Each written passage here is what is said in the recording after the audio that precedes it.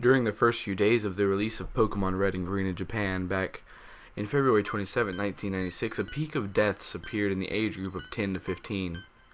The children were usually found dead through suicide, usually by hanging or jumping from heights. However, some were more odd. A few cases recorded children who began sawing off their limbs, others sticking their faces inside the oven and choking themselves on their own fist, shoving their own arms down their throat. The few children who were saved before killing themselves showed sporadic behavior. When asked why they were going to hurt themselves, they only answered in chaotic screams and scratched at their own eyes.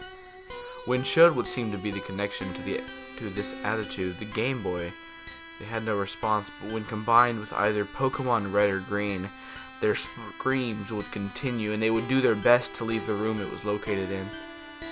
This confirmed the authorities' suspicion that the game somehow had a connection to these children and the deaths.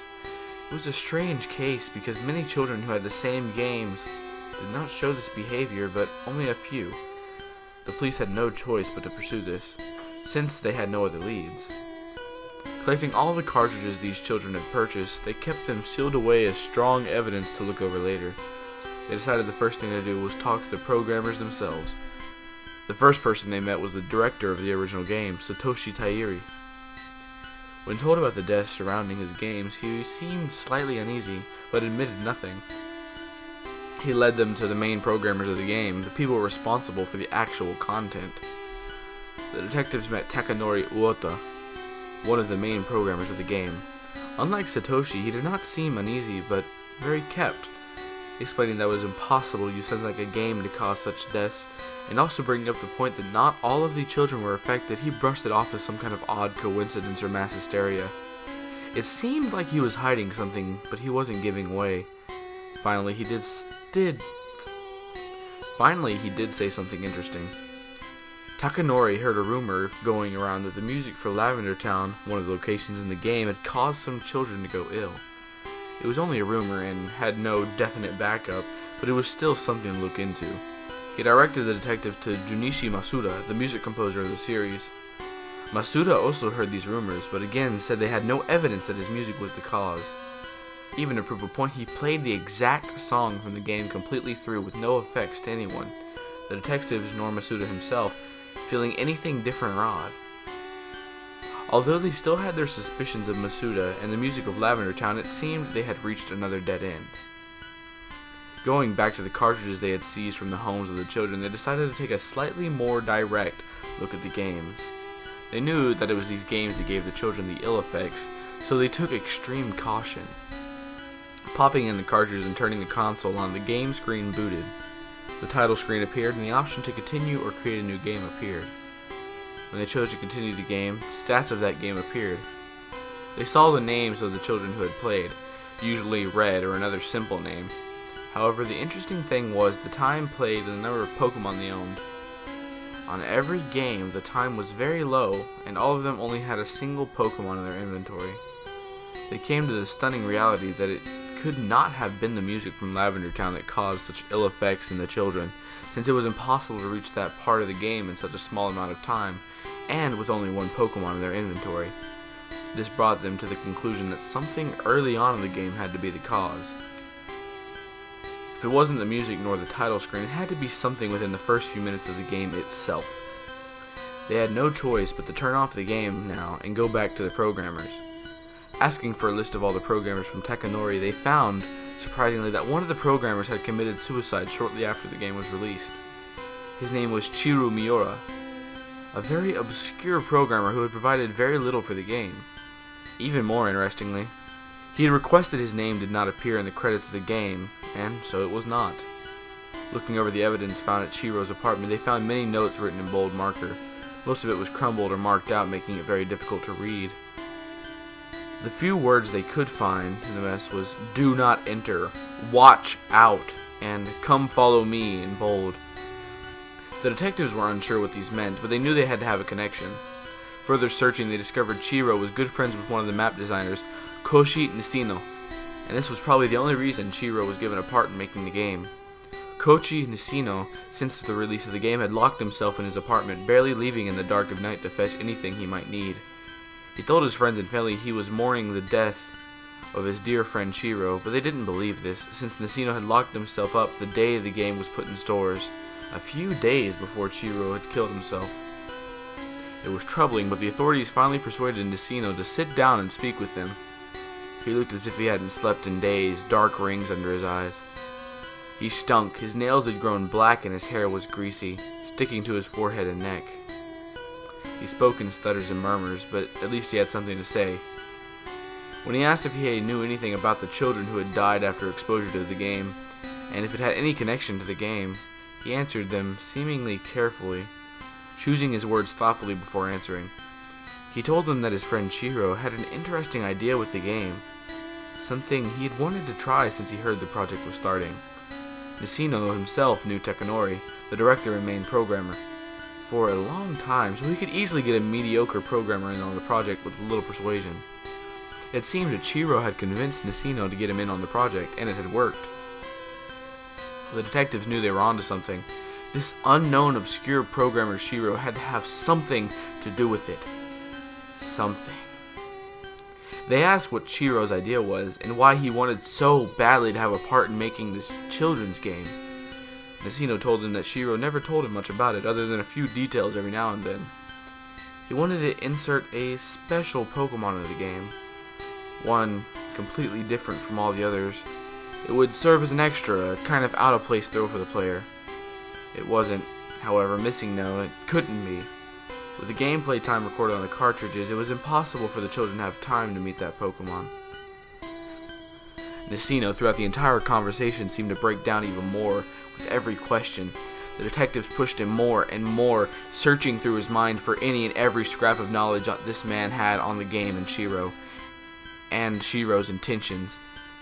It was when they asked about the notes found in Shiro's home that he snapped. From under the couch Nacino was sitting on, he whipped out a pistol, pointing it straight at the police while backing away a few steps. Then, just as quickly, he brought the pistol to his face. "Don't follow me," muttered Nacino as he struck the pistol in his mouth and pulled the trigger. It was too quick for the police to react. It was done. Nacino had killed himself, repeating slightly differently what was written on one of Shiro's papers. It seemed all leads had finally died. The team who had created the original game were splitting up, becoming harder to find. It was as if they were keeping a secret. When the police finally managed to talk with anyone who had parts in the game, even the obscure character designers or monster designers, it seemed they had nothing of interest to say. Most of them didn't even know Shiro, and the few who did only saw him once or twice working on the game itself. Throughout all this, the only confirmation they had was that Shiro was indeed the one who had worked on the very early parts of the game. It had been a couple of months after the original children's suicides, and the death rate had dropped dramatically. It seemed that the game was no longer giving any ill effects to children. The callback of the games that was planned was cancelled, since it seemed the game was no longer harming any children. They had begun to think that maybe Takanori was right and it was all just a very odd coincidence or mass hysteria, until they received the letter. It was given to one of the detectives himself, quite directly out on the street. It was a woman who gave him the note, a very frail, thin, sick-looking thing. She gave him the letter quickly, telling him it was something he needed to see, and without waiting for a response or other word, she disappeared into the crowd. The detective brought it to his office, and calling the others in, he brought it out and read it aloud. It was a letter written by Shiro himself, but it wasn't one found at his apartment. They had thoroughly searched and cleared out the place, so wherever this letter had come from, it wasn't kept at his home. It was signed to be given to Nacino. It started off quite formal. Hello, how are you? Regards to the family and such. But after one or two of these normal paragraphs, they reached a section that requested Nacino to get him into the game team, to get him a programming position in Pokemon Red and Green. As the letter continued, the handwriting seemed to grow more jittery. He talked about a glorious idea he had, a way to program something unseen in any game before. He said it would certainly revolutionize not only the gaming industry, but everyone. He went on to say that it was a very simple procedure to program this idea into a game. He did not even have to add any foreign programming, but could use what was already given in the game itself. This would, the detectives agreed, make it impossible to notice any obscurities in the programming itself. It was the perfect way to hide whatever it was. The letter ended abruptly. There was no goodbye, no say hi to the family, no write back or thank you. Nothing like that. It was just his name, written hard in the letter where the paper almost broke through. It was only his name. Chiro Miura. This was the nail in the coffin for the detectives. They had no more suspicion about the cause. Shiro had programmed something into the early parts of the game, something maddening. To further increase his streak of success, they discovered that the programming team had worked in pairs, even Shiro himself. He had worked with another programmer, Sasuke Tamada. If anyone knew what the secret in the game was, Sasuke Tamada would be the man. This was their final hope of unraveling this mystery once and for all. They learned Sasuke had provided a lot of programming to the game and seemed to be an average good guy and worker. They were easily allowed into his home, a fair place, and they entered his living room where they sat. Sasuke did not sit, however. He stood by the window of the second-story floor, and looking out into the busy street. He was smiling a little. There is no direct witnesses to the events that followed. The only thing from this conversation that remained was found on a voice recorder sitting on the table in front of the two detectives assigned to talk to Sasuke. What follows is in the unedited recording. Sasuke Tamada, what part did you have in the games Pokemon Red and Green? Asked the first detective. I was a programmer. His voice was light, friendly, almost too friendly. That's all. Am I right in knowing that the programmers working on the same game worked in teams? One could hear the voice of feet moving on the floor slightly. You would be right, said Sasuke after a moment of silence. And your partner, his name was... The detective was quickly cut off by Sasuke's eerie voice. Shiro Miura. That was his name. Shiro Miura. Another silence. It seemed that the detectives were a little uneasy about this man. Could you tell us if Miura acted strange at all? Any particular behaviors you observed while working with him? Sasuke answered them. I don't know him that well, really. We didn't meet up frequently, only every once in a while to trade data. Or when the entire group was called for a meeting. That's the only times I really ever saw him. He acted normal as far as I could tell. He was a short man, and I think this affected his consciousness. He acted weaker than any other man I met. He was willing to do a lot of work to gain recognition. This I do know. I think... Silence. Yes? Asked the detective, pushing it for him to continue. You think what? I think he was a very weak man. I think he wanted to prove himself regardless of this point. I think he wanted to make himself known for something special. Something that would make people forget about the way he looked and pay attention to the powerful mind that lay inside his skull. Unfortunately for him, however, he didn't have much of a mind to back up that reasoning. Why do you say that? Asked the second detective. Well, it's a simple truth, answered Sasuke quickly. His feet could be heard moving across the tiled floor. He was nothing special, even if you wanted to believe so. You can't become greatness, even if you believe it. It's impossible. Somehow, I think Shiro knew this himself. Somewhere deep in there, he knew it. The detectives were silent again, not sure how to steer the conversation. After a moment, they continued.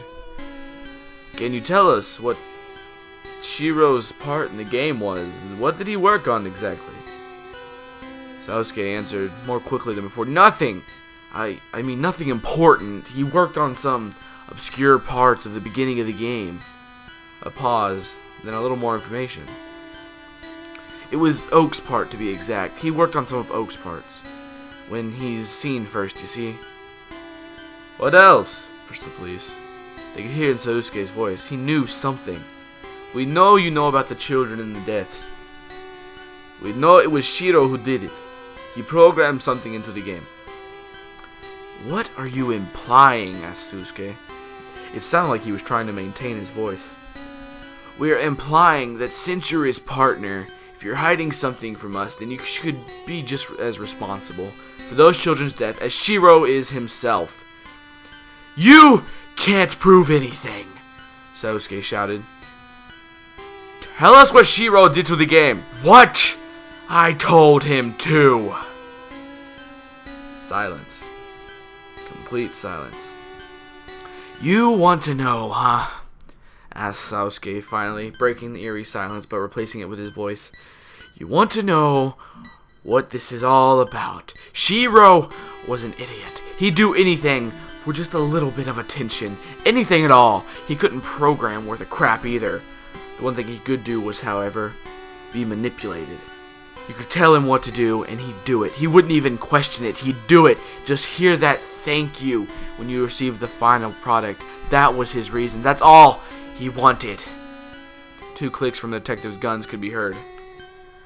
"I could control his flawlessly. He's a lot like Takanori, of course. None of you knew this. But I was the one who brought up the idea of the game. The idea of the entire operation. I just told the fellow what to do, and he followed me without a doubt.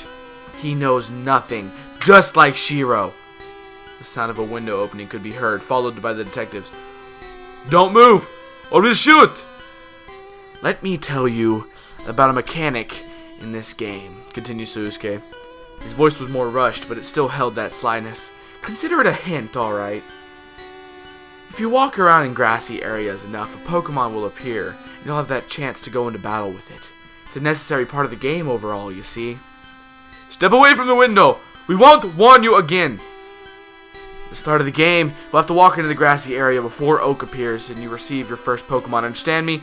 Under normal circumstances, it was programmed that even though you're in a grassy area, no Pokemon will spawn.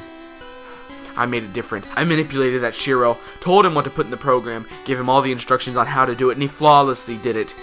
It's rare, but it can happen. Stepping into that grass, ones can spawn." "Sasuke, we don't want to shoot you." "Shoot me?" asked Sasuke, laughing at the same time. "Shoot me? You're as dumb as Shiro was. Once he found out the truth, he had to end it. It wasn't his fault after all. He shot himself because of it. You're so determined to finish that case of yours. If you want to know, play the damn game for yourself. Roll the wheel, and who knows?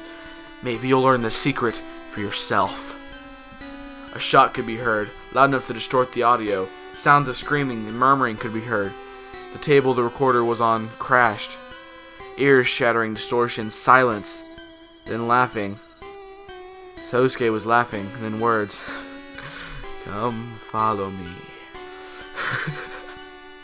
Come follow me." And then nothing. The recorder continued to record until the tape ran out, and there was nothing else on it. The police arrived on the scene quickly, and to their horror they discovered Sasuke and the 2 detectives dead. They had all been shot, but not after struggling. The detectives had been shot multiple times, at least 10 each before dying after being shot in between their eyes. Sasuke himself had clearly died of 2 shots to his chest, straight through the heart. This game was causing a massacre. At least 200 children dead. Nisino, the unsuspecting friend, dead. Shiro, the manipulated toy, dead. The 2 detectives, dead. And now, even the creator, the cause of this atrocity, Sasuke, dead. This game was stretched far over its original intentions. It was killing anyone and everyone who got involved. The lead detective had decided to put the case away. The man who committed the crime was dead, so there was no longer any reason to continue the case. All evidence, all the cartridges, all the notes, all the letters, they were locked away, kept in the darkness where they belonged. There were talks about the entire thing, small conversations every now and then. But over the years, even these began to fan away.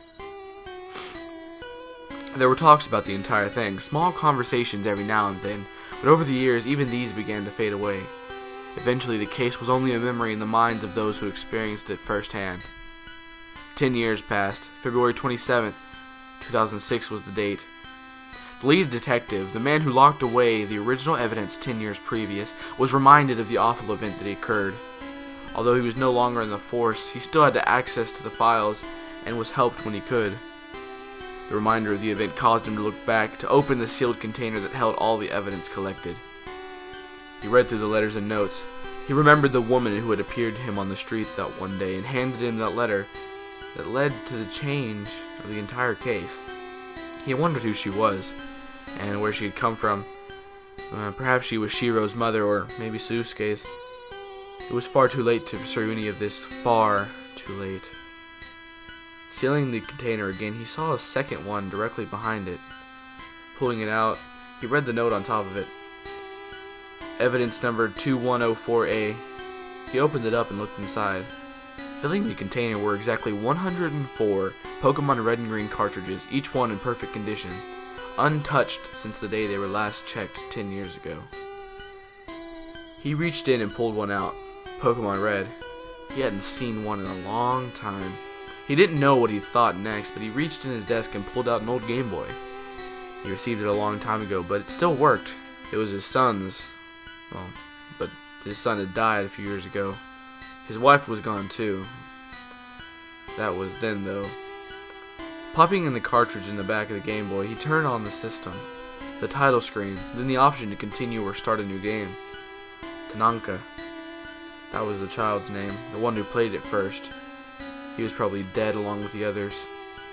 He pressed new game and started a new game. It was normal, average. He walked around, talked to his mother, went outside, started walking towards the grass. In his head he could still hear Sasuke's words, even though he was not there. Even though he had never seen the man in his life, he could still see him, hear him. Come, follow me.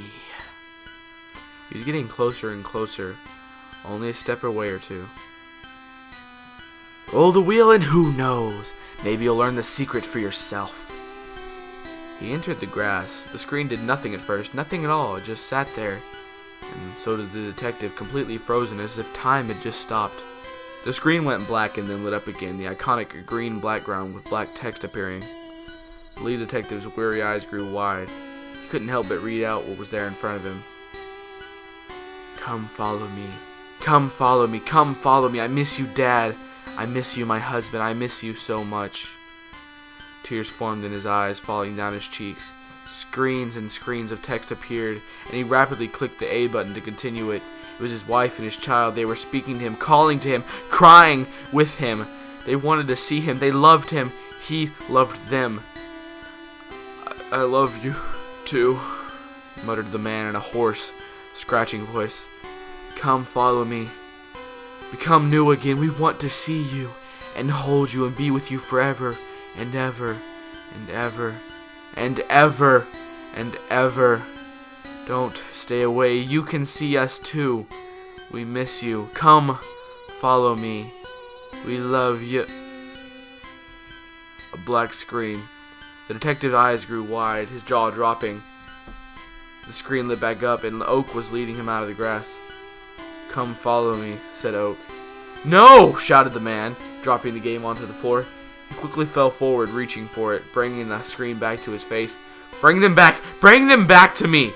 The game continued on as usual, not responding to the detective at all. My wife! My child! Listen to me! Bring them back to me, I said! Voices. He heard voices. Hundreds of voices. He turned around from his seat, looking behind him, and standing in a small room were children. Many children. Some had no eyes. Some had rings around their throats. Some were burned all across their body.